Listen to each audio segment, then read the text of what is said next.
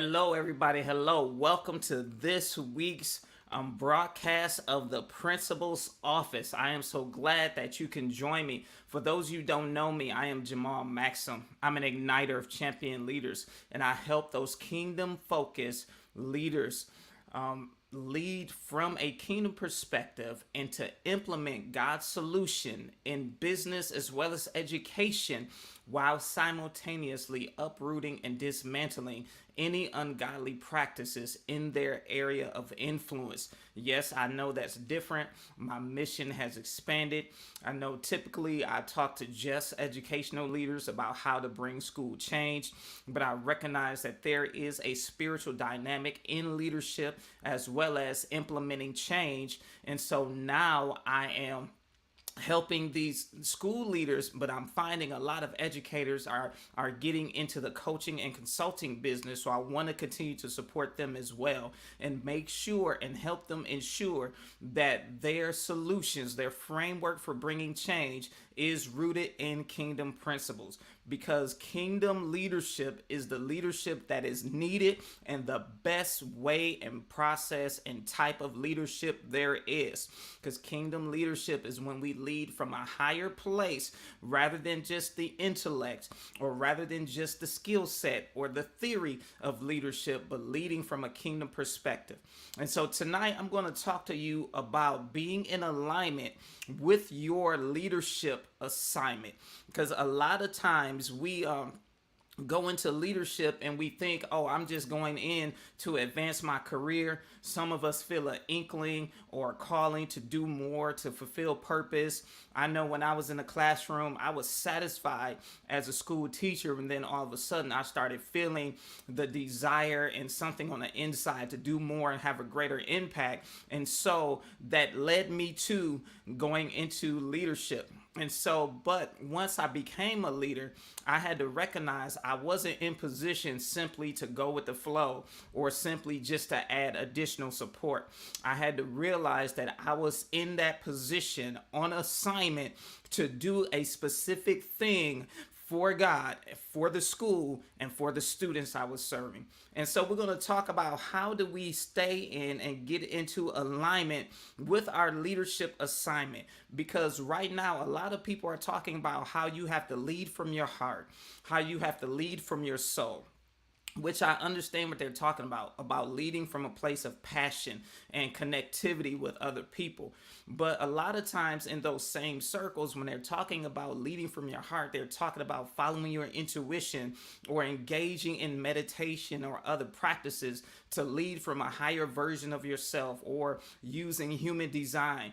But I want to tell you that those things will get you out of alignment with your assignment, because they will not help you tap into God, who is going to help you to lead, but they will have you tapping into another source that is not God.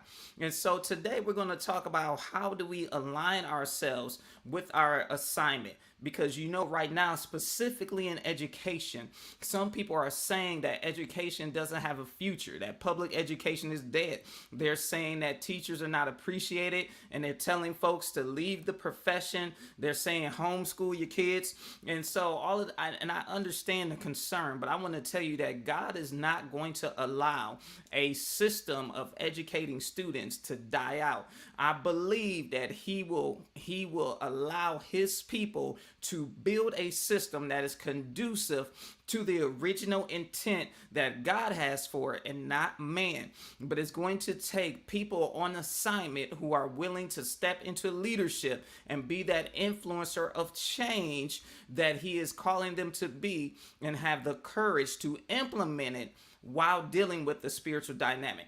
And so and I'm gonna just say this: appreciation and affirmation is important. It is needed. It is essential when you're leading other people. You cannot effectively connect with people and lead them without demonstrating that you appreciate them, without affirming their importance not only to the vision, but to you as the leader and to the school or the organization that you're leading.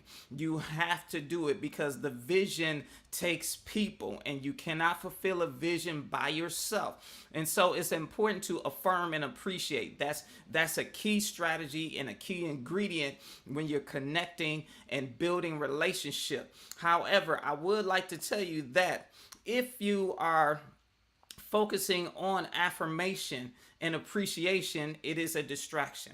Because as a leader, sometimes people say, well, leadership is a thankless job. Or they will say, you get no appreciation from being a leader. You're caught in the middle. And I understand sometimes you are caught in the middle. Sometimes you're not appreciated. Sometimes you're not valued or devalued. However, affirmation was not the assignment. So your assignment as a leader was not to go and get confirmation, affirmation, congratulations, or attaboys, or you're doing such a great job. The assignment was to bring change. And so even though we need affirmation and we desire affirmation, that is not the assignment. And so simply because people don't appreciate us as a leader, that does not mean we should stop leading or feel like I need to go somewhere else where I'm celebrated. I understand you want to be celebrated and not tolerated, but you need to focus on the assignment. If God didn't tell you to shift, then do not shift, whether you're celebrated or not, because your assignment was not to become a leader to get affirmation, but the assignment was to bring change. And if you lead in a way that to only get affirmation, it is a distraction that will cause you to not make the impact that God intends for you to make or the impact that you desire. If you are simply trying to get affirmation, trying to get people to like you, that's when you get into that soft serve leadership where you're trying to be everybody's friend and you can't hold anybody accountable and you're afraid to make a decision because of what the people will think. That is the result of trying to get affirmation and be affirmed and lead in a way where you would just get affirmation. And so that will get you out of alignment from your leadership assignment. And I'm going to tell you that there are too many voices right now in speaking to leaders, especially in education, trying to tell you what you should do, trying to tell you what you shouldn't do, trying to tell you how to lead your building, trying to tell you what tools you need, trying to tell you what you should focus on. But I'm going to tell you this, while there's safety in godly counsel, ungodly counsel is not good. And so you have to focus on the voice that matters, which is God's. You want to focus on what is God saying you should do. What are the tools that God is saying that you need to lead? Who are the people that God is saying that you need to have help you as you walk out this vision in your leadership assignment? And so that is the voice. God's voice is the only voice you need to hear, because even trying to rely on your own intellect will cause you to fall short. Trying to rely on other people's intellect will cause you to fall short. And trying to rely on evidence alone will cause you to fall short. But you will never miss it when you follow the instructions that God gives you as you are leading and doing the thing that God has told you to do as you fulfill your assignment.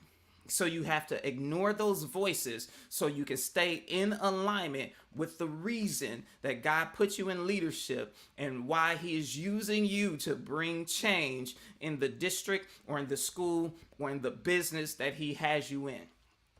All right, so I'm going to tell you, how do we stay in alignment? What's that proper posture? The proper posture is one of faith. Faith is the posture that causes us to be in alignment with the assignment. It is simply that. Faith is the posture. A lot of times people are saying, well, I'm seeking God, I'm trying to hear. Yes, seek God.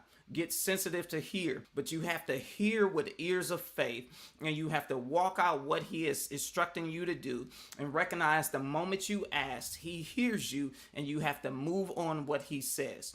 And so you want to keep the posture of faith, not the posture of, I hope this works, but the posture of faith, which is the confidence, the trust, the total reliance on what God has said because he is faithful. It is the confidence, the reliance that impacts you so much that you believe it in your heart, which is where you make your decisions and your emotions come from. And you say it out of your mouth because you filled your heart with faith and trust in God, and you are trusting Him to lead you as you lead others. Because as a leader, what influences you and what is imparted into you and what is on the inside of your heart will not only impact your destiny as a leader, it will impact the destiny of those you are leading and ultimately those who are impacted by your leadership. So you want to be clear that you are in that posture of faith to stay in alignment with your assignment. Now, I want to read one scripture to you. Romans chapter 4, verse 3 says this: "For what does the scriptures say? Abraham believed God, and it was credited to him as righteousness." Now, I like what it says right at the beginning. What does the scripture say? What did God say to you about your leadership and about the place you are leading? What did he say? What does the scripture say about it?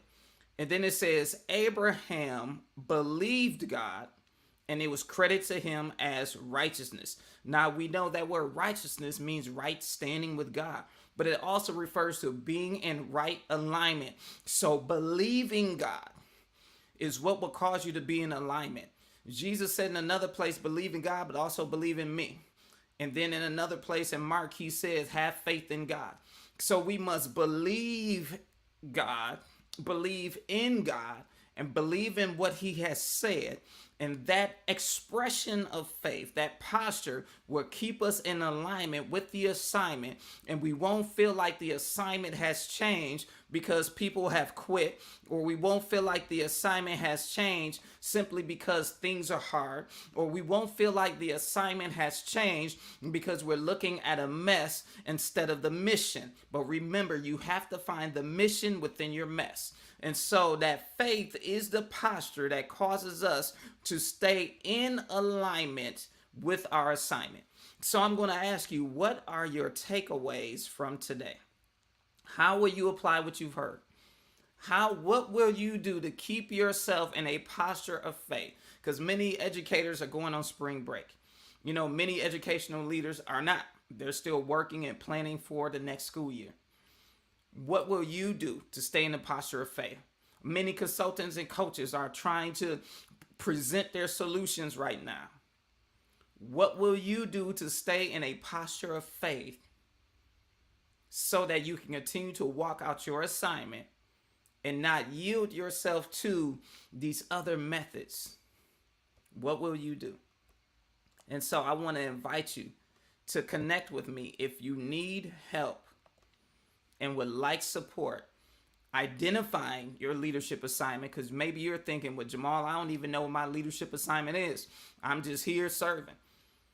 Or if you need help staying in that posture of faith and developing a strategy for the assignment that God has given you, making sure that your framework, your strategy that God has given is rooted in kingdom principles, and you need help really ensuring that it's rooted and need support and figuring out and getting strategy on how to implement it, I want you to reach out to me.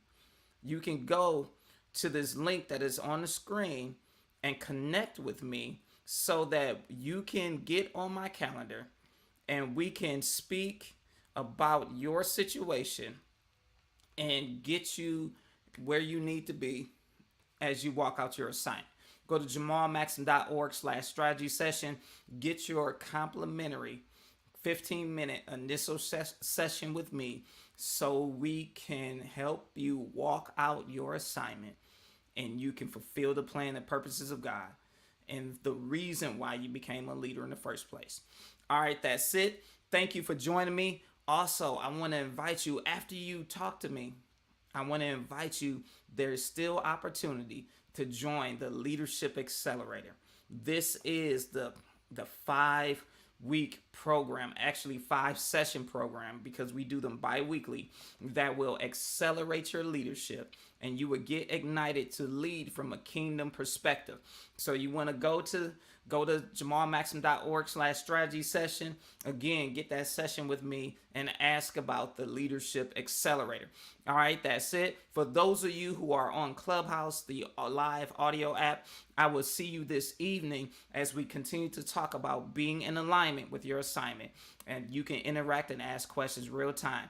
All right, that's it. I will see you next time. I want you to lead like a champion, and I want you to be successful. Bye-bye.